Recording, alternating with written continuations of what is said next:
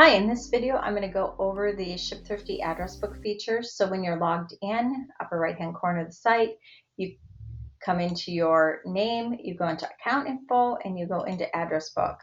ShipThrifty has two different address books, one for addresses inside the US, one for APO, FPO, DPO at this point in time. Each address book has its own address template. So if you download it, make sure that your addresses are for that actual template, and then you can upload it here.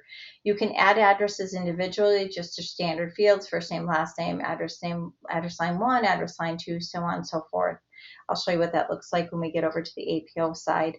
A couple other things to point out on the address book is you can actually customize what you see. So if you use this gear icon, you can pick the fields that you want to show and display in your address book.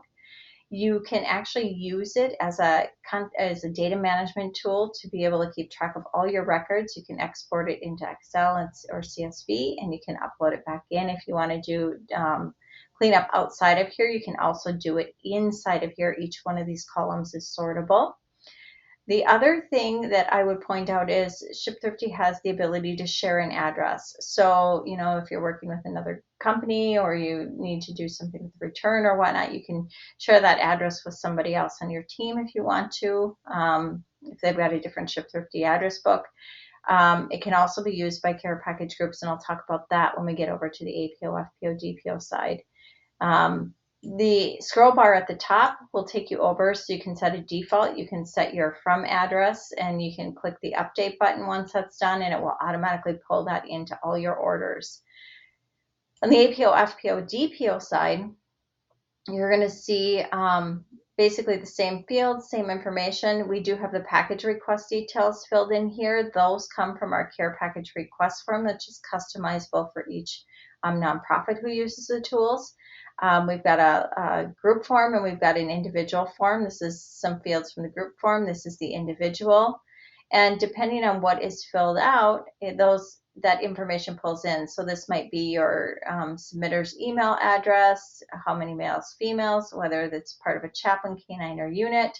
This is a single form. They didn't select any of these other fields, just to give you an idea of what it looks like.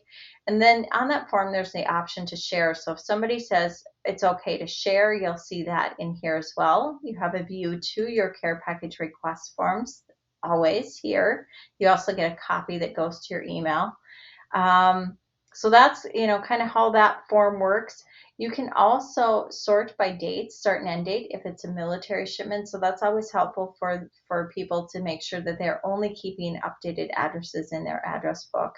And I had mentioned that share on the other thing. So let's say I wanted to share a care package request form. I literally could click that. I could share it. And if I know the group or organization email that I'm going to send it to, I can put that here, and I can copy it to their address book. So everything stays secure and safe.